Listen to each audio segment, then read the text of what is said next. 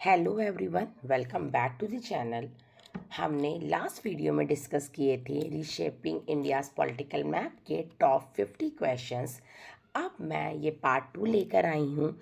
इसमें जो टॉपिक हमारे बच गए हैं उन टॉपिक से मैंने सारे इम्पॉर्टेंट क्वेश्चंस को इंक्लूड किया है और जिस तरीके से हमने लास्ट वीडियो में डिस्कस किए थे क्वेश्चंस, उनके एक्सप्लेनेशन के साथ इस वीडियो में भी हम सेम उसी तरीके से डिस्कस करेंगे।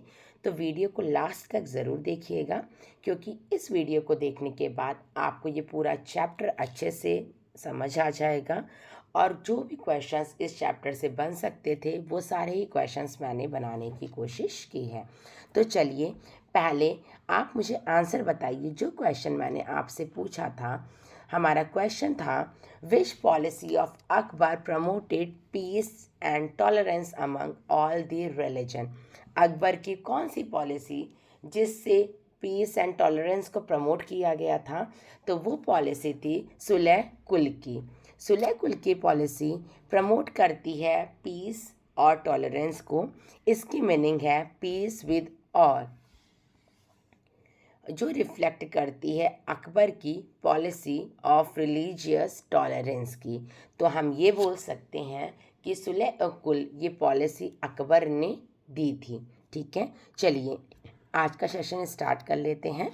Question number 51। हमने 50 क्वेश्चंस ऑलरेडी डिस्कस कर लिए हैं। अगर आपने वीडियो नहीं देखा है तो इस वीडियो को ज़रूर देखिएगा। Okay, question number 51 is Akbar abolish which discriminatory tax on non-Muslim। हमने लास्ट वीडियो में डिस्कस किया था नॉन मुस्लिम से जजिया टैक्स को लिया जाता था और अकबर ने इसी जजिया टैक्स को एबॉलिश किया था। सेकंड क्वेश्चन है Akbar establish house of translation at Fatehpur Sikri. Akbar ने हाउस ऑफ ट्रांसलेशन को इंस्टैब्लिश किया था। यहाँ पे ट्रांसलेशन होता था संस्कृत टैक्सेस का पर्शियन टैक्सेस में, जो फतेहपुर सीकरी में है। ठीक है, क्वेश्चन नंबर 53 है which Indian epic was translated into Persian as a Razmnama. कौन सा इंडियन टेक्स्ट है, कौन सा इंडियन एपिक है जिसका ट्रांसलेशन किया गया है पर्शियन से?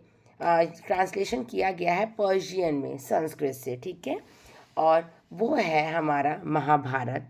महाभारत जो हमारी एपिक है उसको ट्रांसलेट किया गया है पर्शियन में, और जो पर्शियन महाभारत की बुक है उसका उसको पर्शियन में उसका ट्रांसलेशन है, उसको कहा जाता है Razmnama, means book of war. और अगर हम महाभारत की बात करें तो महाभारत फेमस है अपनी वॉर्स के लिए। चलिए क्वेश्चन नंबर 54 को डिस्कस कर लेते हैं। Which Mughal emperor was known for his love of art and nature. तो हमारा जो मुग़ल एम्परर जहांगीर थे वो बहुत फेमस थे। वो उनको बहुत पसंद थी आर्ट्स, उनको बहुत पसंद था नेचर। तो वो फेमस थे आर्ट्स और नेचर के लिए। वो एडमायर करते थे पेंटिंग्स को, गार्डन्स को, बर्ड्स को, नेचुरल पोट्री ब्यूटी को। ओके, नेक्स्ट क्वेश्चन 55 है the Taj Mahal built during the rain of. अब ताजमहल हम सभी को पता है बहुत ही सुंदर मॉन्यूमेंट है जिसे शाहजहां ने बनवाया था। तो ताजमहल को बनाया था शाहजहां के शासन में, इसको बनवाया गया है। और शाहजहां ने ताजमहल अपनी वाइफ की मेमोरी में बनवाया था। Okay, question number 56 which Mughal emperor built a red fort in Delhi. Delhi में किस मुगल एम्परर ने रेड फोर्ट को इंस्टैब्लिश किया या बनवाया, आप कह सकते हो? तो शाहजहां ने ही दिल्ली में रेड फोर्ट को बनवाया और आगरा में उन्होंने ताजमहल को बनवाया था। नेक्स्ट क्वेश्चन है Aurangzeb become emperor in which year. तो औरंगजेब 1658 में एम्परर बने थे और 1707 में इनकी डेथ हो गई थी। और हमारा जो मुग़ल एम्पायर है वो डिक्लाइन होने लगा था। औरंगज़ेब की अगर हम बात करें तो औरंगज़ेब मुग़ल एम्पायर में एक पावरफुल मुग़ल एम्परर हैं, इसलिए इन्हें लास्ट पावरफुल मुग़ल एम्परर भी बोला जाता है। लेकिन अगर हम बात करें पूरी मुग़ल एम्पायर की, तो उसमें लास्ट मुग़ल एम्परर है बहादुर शाह ज़फ़र सेकेंड। ठीक है, इसको याद ज़रूर रखिएगा। ओके, नेक्स्ट क्वेश्चन है, Aurangzeb imprison his father Shahjahan. Aurangzeb Shahjahan ने Shahjahan was confined in Agra until his death. Shahjahan को इम्प्रिजन मतलब कि जेल में बंद करके रखा था। ठीक है, औरंगज़ेब ने।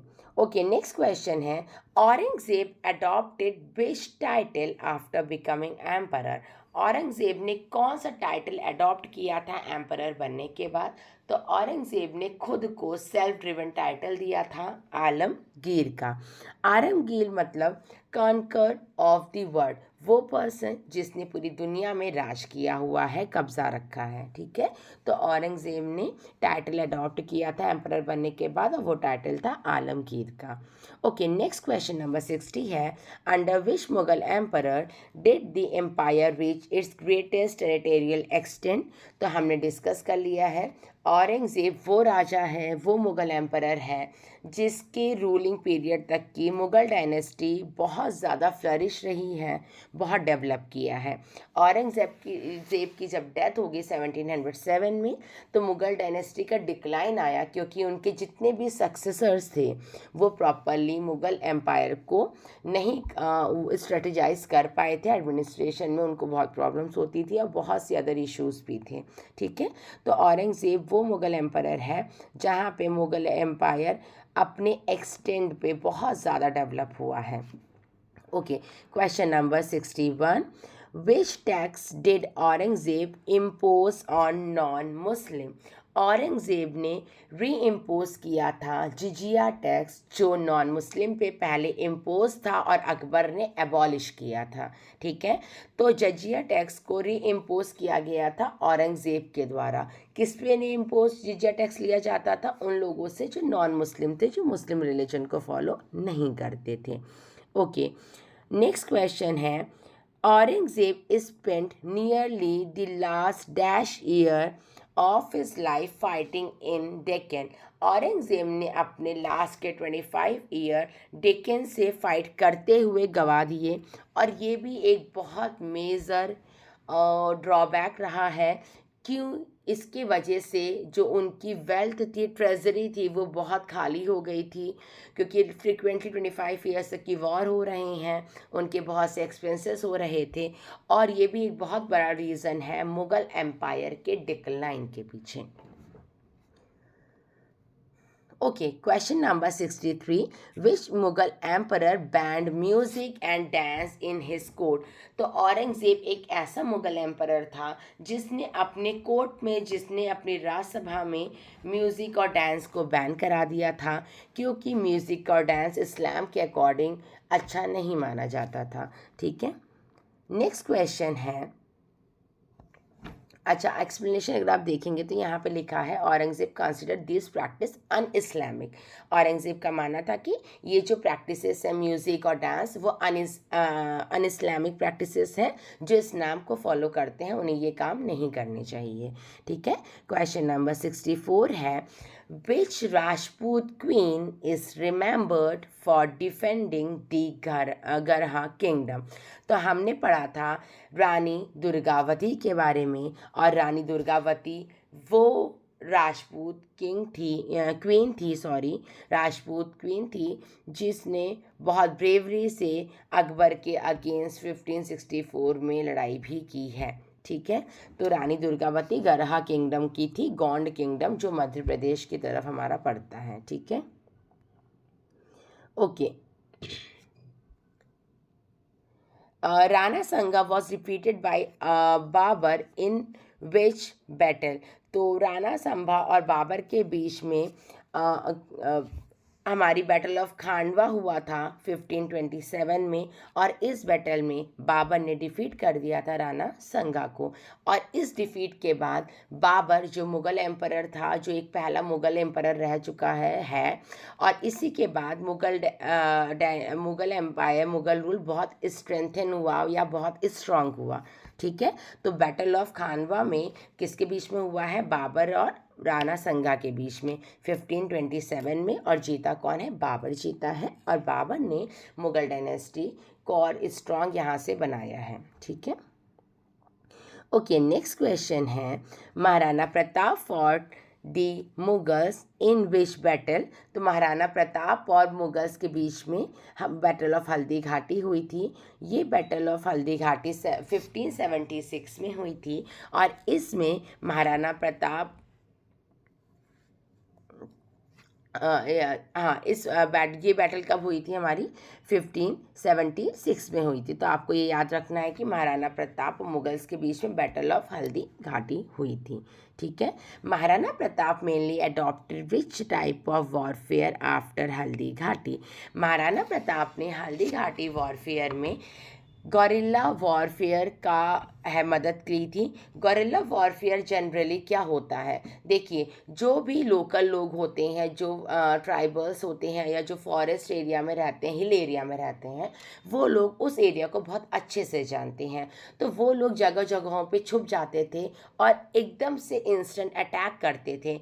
अच्छा, गॉरिल्ला वॉरफेयर के पीछे का रीज़न ये भी है कि लोग क्यों इसको करते थे। सपोज़ मैं मुगल्स हूँ, ठीक है, और मेरे पास है 1 लाख लोगों की सेना और मेरे सामने महाराणा प्रताप की सेना है जो बहुत कम लोग हैं उसमें। तो ऑब्वियस सी बात है, कहीं ना कहीं मुगल्स बहुत स्ट्रांग हैं मैन पावर में हमारे दूसरी पार्टी के अगेंस्ट। ठीक है, तो इसीलिए लोग गॉरिल्ला वॉर का हेल्प लेते थे। इसमें वो छुप के अटैक करते थे।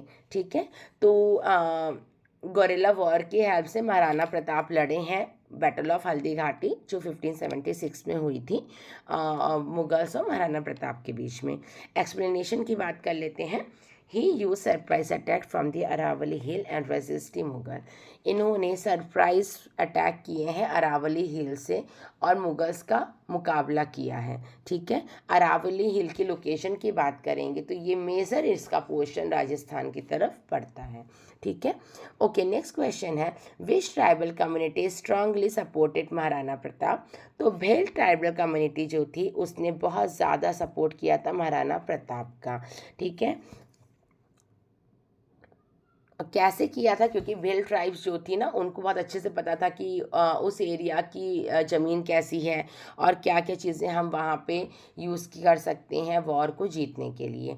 ओके, नेक्स्ट क्वेश्चन नंबर 69 है the Ahom kingdom was establish in which valley, near which valley. So Ahom kingdom establish हुई थी ब्रह्मपुत्र वैली के नियर बाय, जो हमारा गुवाहाटी वेस्ट बंगाल वाला जो रीजन है ना, असम वेस्ट बंगाल गुवाहाटी वाला रीजन, उसी के पास में हमारी अहोम किंगडम इस्टेब्लिश हुई थी। तो हमारी ब्रह्मपुत्र वैली के पास से इस्टेब्लिश हुई थी। ठीक है, ओके, अच्छा, यहाँ पे दिया है कि जो अहोम है वो settled in Brahmaputra valley after migrating from the present Myanmar. Ahom present Myanmar से माइग्रेट होकर ब्रह्मपुत्र वैली में सेटल डाउन हुए थे और वहीं पे डेवलप हुए थे। ठीक है, ओके, नेक्स्ट क्वेश्चन है कि the Ahom migrate from present day Myanmar. वो म्यांमार से, जो अभी करंट का म्यांमार है, वहाँ से वो अहोम माइग्रेट हुए थे, उस जगह को छोड़ के वो आए थे और ब्रह्मपुत्र वाले रीजन में वो अपना बस गए थे। ठीक है, नेक्स्ट क्वेश्चन है Ahom administration system based on compulsory state service was called. Answer है इसका मनसबदारी सिस्टम, इक्ता, पेक सिस्टम और जागीरदारी। तो अगर हम मनसबदारी, इक्ता और जागीरदारी के सिस्टम की बात करें तो ये बिल्कुल ही अलग सिस्टम है। ठीक है, जो पेक सिस्टम है वो है अहोम एडमिनिस्ट्रेशन के अंदर लगा सिस्टम। ठीक है, और इसमें हमको जो लोग होते थे उन्हें मिलिट्री सर्विसेज देनी पड़ती थी और उसके एक्सचेंज में उनको लैंड राइट दिया जाता था। ठीक है, एक्सप्लेनेशन देख लेते हैं। Every able bodied man provided labour और मिलिट्री सर्विस। हर वो इंसान जो काबिल है, या तो फिर वो लेबर की तरह सर्विसेज दे सकता है, कैपेबल है तो लेबर की तरह परफॉर्म कर सकता है, अपनी सर्विसेज दे सकता है, या मिलिट्रीज में सर्विस दे सकता है। और इन एक्सचेंज उनको मिलता था लैंड में राइट, उनको लैंड दी जाती थी। ठीक है, नेक्स्ट है हमारे पास who led the Ahom in battle of Saraighat. Battle of Saraighat में अहोम की तरफ से जो लीडर थे, उनके लीडर का नाम था लचित बोरफुकान। ठीक है, लचित बोरफुकान बहुत ही ब्रिलियंट लीडर थे जिन्होंने बैटल ऑफ सरंग घाट में लीड किया है। ठीक है, और इन्होंने अहोम्स की विक्ट्री कराई है मुगल्स के ऊपर। ठीक है, तो बैटल ऑफ सरिंगा घाट का किसके बीच में हुआ था? अहोम और मुगल्स के बीच में। कौन जीता था? अहोम जीते थे। लीडर कौन था? Lachit please read the spelling as well. Lachit Borphukan, he was the leader. ठीक है, अब अगर हम बात करें बैटल ऑफ सरिंगा घाट की, तो बैटल ऑफ सरिंग घाट लड़ी गई है 1671 में। ठीक है, और हमने ये डिस्कस कर लिया है कि ये अहोम और मुगल्स के बीच में हुई थी और इसमें अहोम्स जीत गए थे। ठीक है,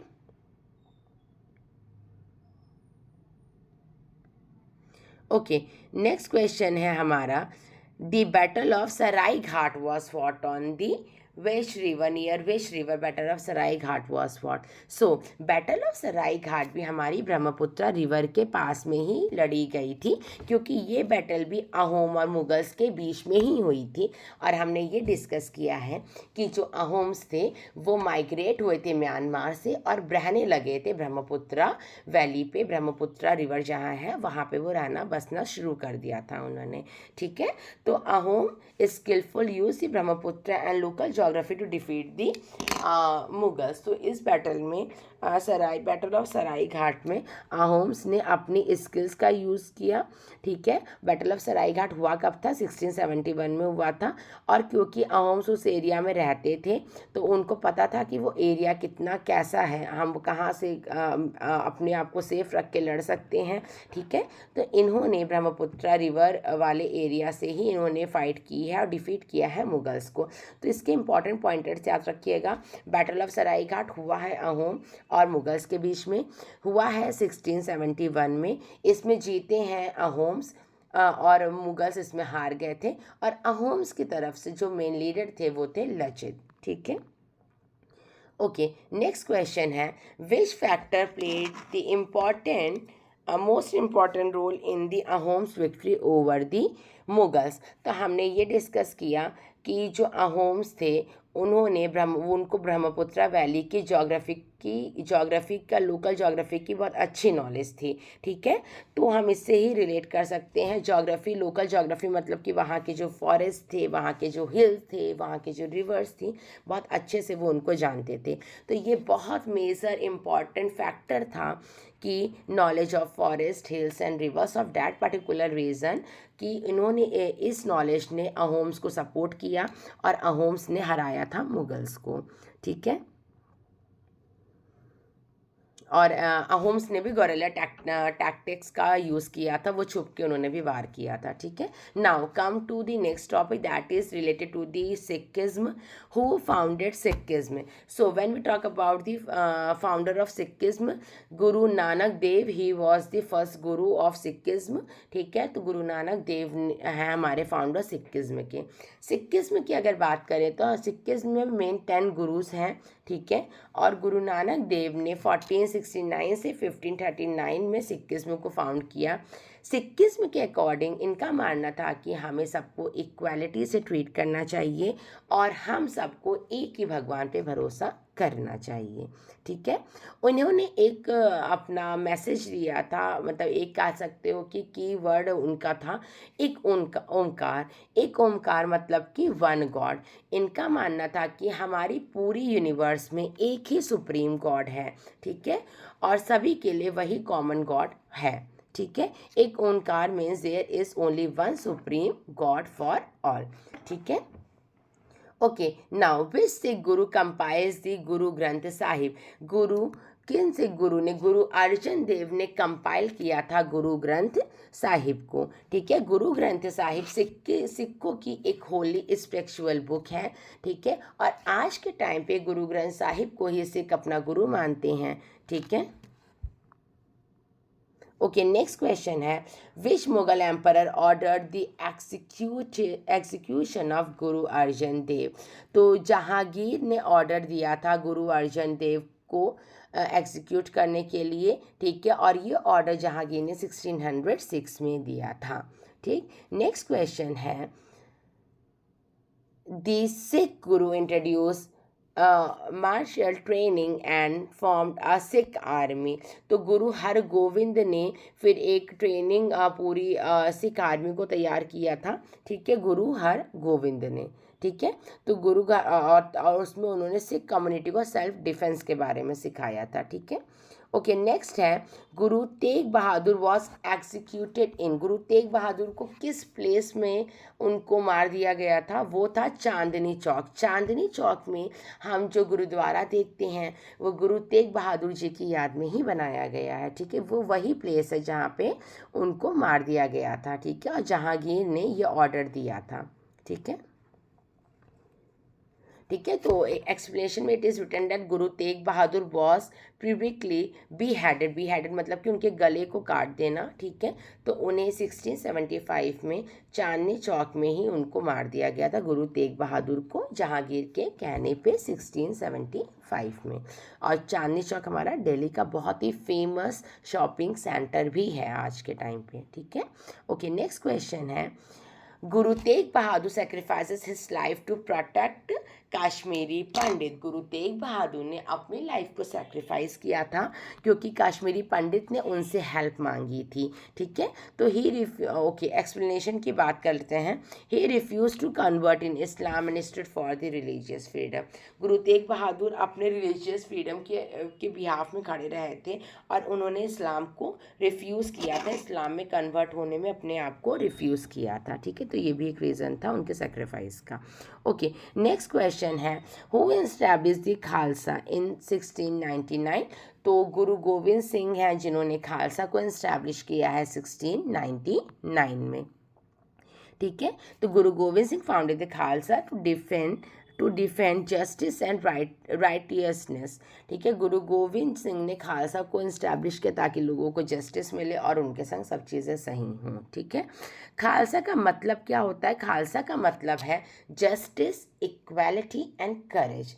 जस्टिस, हम सबको न्याय मिले, हम सबको इक्वालिटी मिले और हम सब इतने हिम्मत वाले बने कि हमारे अगेंस्ट कुछ भी गलत हो रहा है तो हम उसको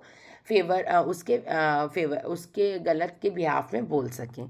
ठीक है, तो Khalsa emphasises bravery, equality and the protection of the oppressed. ठीक है, ओके, नेक्स्ट है, Maharana Ranjit Singh establish the Sikh empire in 1799। जो महाराजा रंजीत सिंह थे उन्होंने सिख एम्पायर इस्टेब्लिश किया था 1799 में। ठीक है, ओके, नेक्स्ट क्वेश्चन है, the iqta system was introduced during the Delhi Sultanate. Delhi सल्तनत ने इक्ता सिस्टम इंट्रोड्यूस किया था और इक्ता सिस्टम भी एक तरीके का टैक्स कलेक्शन सिस्टम होता था जिसमें नोबल्स, जो बड़े ऑफिसर्स होते थे, वो टैक्स कलेक्ट करते थे। ठीक है, सुल्तान के बिहाफ में। अच्छा, यहाँ सुल्तान की बात की गई तो हमें ये पता है कि दिल्ली सल्तनत में मेन पावर, एडमिनिस्ट्रेशन में मेन पावर थी सुल्तान्स के हाथ में। ठीक है, उन्हीं के अंडर सारे काम होते थे। और अगर मुग़ल एडमिनिस्ट्रेशन की बात करें तो मुगल्स में पावर्स को अलग अलग लोगों को अलॉट किया गया है, जैसे फाइनेंस कोई और देख रहा है, एजुकेशन कोई और देख रहा है, जस्टिस कोई और देख रहा है। ठीक है, okay, next question, officers who manage iqta was known as iqtedar. जो ऑफिसर्स इक्ता को मैनेज करते थे उन्हें बोला जाता था इक्तेदार। और वो एक कलेक्ट करके रिवेन्यू, ठीक है, वो दे देते थे सुल्तान्स को। और सुल्तान्स को ये रिवेन्यू, जो टैक्स उनसे कलेक्ट किया है लोगों से, पीजेंट से बेसिकली, तो रिवेन्यू जो उनकी इनकम है सुल्तान की, वो अपनी रिवेन्यू को अपने एडमिनिस्ट्रेशन में यूज़ करते थे। ठीक है, okay, next question, under Akbar the finance department was headed by the diwan. जो अकबर था उसके अंदर जो हमारे अलग अलग पोस्ट की बात करिए ना, तो फाइनेंस को दीवान लोग देखते थे। ठीक है, दीवान का काम होता था कि वो सारे ही रिवेन्यू और फाइनेंसेस को देखेंगे। अच्छा, नेक्स्ट क्वेश्चन है, Mir Bakhshi was responsible for military affairs. और जो मीर बख्शी होते थे उनका काम होता था कि वो मिलिट्री अफेयर्स को देखेंगे। नेक्स्ट क्वेश्चन है, Akbar introduce which administrative system based on military rank. Akbar ने मिलिट्री रैंक के हिसाब से मनसबदारी सिस्टम को इंट्रोड्यूस किया। जिस ऑफिसर की जितनी हाई रैंक होती थी उससे उतना ही मनसब मिलता था, और अपनी रैंक के हिसाब से लोगों को अपनी सेना को बना के रखना पड़ता था, अपने एलिफेंट्स, हॉर्सेस और इक्विपमेंट्स को अपने पास रखना पड़ता था। तो कहीं ना कहीं लोग अपने लिए एक अच्छी खासी आर्मी बना लेते थे अपनी रैंक के अकॉर्डिंग। जितना पावरफुल जो पर्सन होगा उतनी अच्छी उसकी आर्मी होनी चाहिए, और कहीं ना कहीं अकबर को बहुत ईजिली आर्मी प्रोवाइड हो पाती थी जब भी रिक्वायरमेंट होती थी। ठीक है, तो every mansab had a rank and had a maintain the specific number of soldiers and horses. तो हर मनसब को रैंक दी जाती थी और उस रैंक के हिसाब से उनको स्पेसिफिक नंबर ऑफ सोल्जर्स और हॉर्सेस को मेंटेन करके रखना पड़ता था। ठीक है, ओके, नेक्स्ट है हमारे अकबर के एडमिनिस्ट्रेशन की बात करें तो फाइनेंस जो एक इम्पॉर्टेंट फाइनेंस मिनिस्टर था वो थे टोडरमल। तो अकबर के फेमस फाइनेंस मिनिस्टर का नाम है टोडरमल। ठीक है, टोडरमल ने इफ़िशिएंट लैंड रिवेन्यू सिस्टम पे भी सर्वे किया है। ठीक है, introduce an efficient land revenue system on the base of survey. ये टोडरमल फाइनेंस को देखते थे और उन्होंने लैंड रिवेन्यू सिस्टम भी इंट्रोड्यूस किया था। ठीक है, अच्छा, हुंडी वॉज मेनली यूज्ड फॉर, हुंडी एक लीगल कह सकते हो आप डॉक्यूमेंट था जो ट्रांसफ़र करने के लिए हम यूज़ करते थे मनी को। हुंडी जब एंशिएंट टाइम में लोग ट्रेवल करते थे, दूर जाते थे, तो वो अपने संग पैसों को कैरी नहीं करते थे। वो एक लीगल डॉक्यूमेंट जिसे हुंडी बोलते थे उसे कैरी करते थे, और वो मनी ट्रांसफ़र और ट्रेड के लिए इसका यूज़ किया करते थे। ठीक है, तो hundi was use for the money transfer और trade and it was the financial document. ये एक फाइनेंशियल डॉक्यूमेंट है।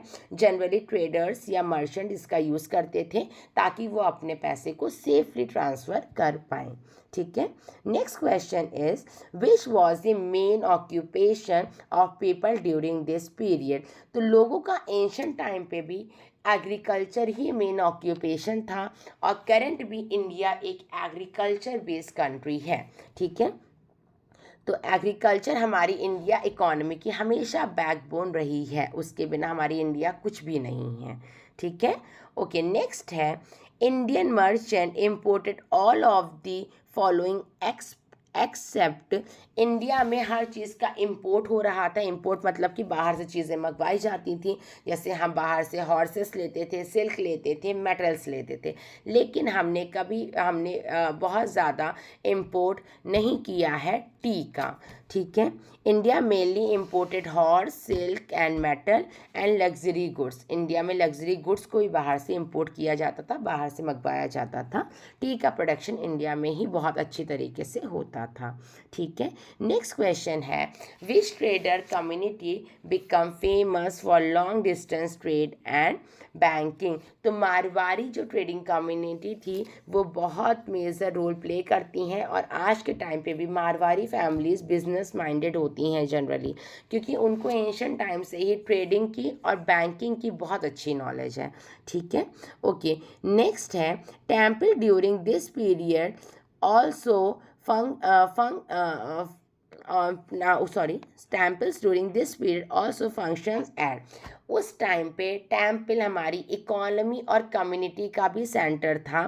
टेम्पल्स की हेल्प से टेम्पल हमारे ट्रेड को भी सपोर्ट करता था, इरिगेशन को भी करता था, एजुकेशन, सोशल वर्क सबको सपोर्ट करता था। ठीक है, मीन्स हम कैसे जो डोनेशंस होते थे अलग अलग जगहों पे यूज़ भी किए जा रहे थे। तो टेम्पल बहुत इंपॉर्टेंट था इकोनॉमी एंड कम्युनिटी सेंटर के फॉर्म में। Okay, next question is which of the following contributed most of the India's prosperity despite political instability। कौन सी चीज़ इंडिया को बहुत ज़्यादा कंट्रीब्यूट करती है इंडिया की प्रॉस्पेरिटी में। तो देखिए वॉरफेयर से तो किसी भी इकोनॉमी को अगर हम वॉरफेयर की बात करें तो हार्म ही होगा, ठीक है। हैवी टैक्सेशन से लोगों का एक्सप्लॉयटेशन होगा, तो ये भी एक नेगेटिव पॉइंट है। फॉरेन इन्वेजन, लोग हड़पेंगे हमारी जगहों को, हमें एक्सप्लॉयट करेंगे, नेगेटिव पॉइंट है। तो किसी भी इकोनॉमी को पुश मिलता है वहाँ के एग्रीकल्चर, ट्रेड और क्राफ्ट से, जो इंडिया के साथ भी हुआ। एंशिएंट टाइम पे इंडिया के ट्रेड, एग्रीकल्चर और क्राफ्ट से इंडिया बहुत ज़्यादा प्रोग्रेसिव भी रहा है, ठीक है। ओके, नेक्स्ट है which system enable merchants to avoid carrying cash over the long distance. तो we have already discuss about this. The system was the hundi system, ठीक है। लोगों को हुंडी सिस्टम के अंदर कैरी नहीं करना पड़ता था कैश को अपने साथ, और वो इजीली सेफ ट्रांजैक्शंस कर सकते थे। Okay, next question is which statement is best describe the India's condition between 13th and 17th century. इन स्टेटमेंट में से कौन सी स्टेटमेंट है जो बहुत अच्छे से इंडिया की कंडीशन को बताती है 13 एंड 17 सेंचुरी में। तो political stability but economically weaker, no, गलत है ये। Political unstable but economically prosperous, yes. Political instability हमको बहुत सी देखने को मिली, लेकिन इकोनॉमिकली प्रॉस्पेरियस रहा है इंडिया में, ठीक है। इंडिया में किसी ने भी कंट्रोल किया है वो इंडिया की वेल्थ की तरफ ही अट्रैक्ट हुआ है, और इसीलिए उसने इंडिया को कंट्रोल करना चाहा है, ठीक है। फ्रीक्वेंट वॉर से हमारी इंडिया की पॉलिटिक्स में हमेशा से चेंजेस आते रहे हैं, ठीक है, लेकिन हमारे इंडिया का एग्रीकल्चर, ट्रेड और क्राफ्ट हमेशा वैसा ही बना रहा है, लोगों ने उसको मेंटेन करके ही चला है, ठीक है। Okay, next and the last question of this chapter is what is the most important lesson from this chapter। आपने इतना बड़ा चैप्टर हमने जो डिस्कस किया, उस चैप्टर का प्रॉपर एक हम कहेंगे क्विक इम्पॉर्टेंट मैसेज क्या है। तो वो इम्पॉर्टेंट मैसेज है India's political map change repeatedly. अगर हम इंडिया के मैप की बात करें, इंडिया की पॉलिटिक्स की बात करें, तो उसमें बहुत से चेंजेस आए हैं। But society showed resilience through culture, economy and resistance। लेकिन सोसाइटी में कहीं ना कहीं हमको रेजिलियंस देखने को मिलता है उनकी कल्चर, इकोनॉमी और रेजिस्टेंस की हेल्प से। या हम ये कह सकते हैं कि लोगों ने कैप्चर तो किए हैं, लेकिन हम कहीं ना कहीं बहुत प्रॉस्पेरियस रहे हैं हर चीज़ में। कल्चरल डाइवर्सिटी है, इकोनॉमी डेवलपमेंट भी है, ठीक है। तो this is all about this chapter. I hope कि आपको ये वीडियो बहुत अच्छे लगे होंगे। अगर आपको ये दोनों ही पार्ट 1 पार्ट 2 अच्छे लगे तो आप प्लीज़ चैनल को लाइक, शेयर और सब्सक्राइब ज़रूर करिएगा। और कुछ भी क्वेरी है तो प्लीज़ अपने कमेंट सेशन में आप अपने क्वेश्चंस को पूछ सकते हैं। आप अपने क्वेश्चंस को पूछ सकते हैं। नेक्स्ट वीडियो में हम फिर से कुछ एक और इंटरेस्टिंग टॉपिक को डिस्कस करेंगे। अगर आपने प्रीवियस वीडियोस नहीं देखे हैं तो उन वीडियोस को भी देखिए, और प्लीज़ मैक्सिमम से मैक्सिमम चैनल को सपोर्ट करिए।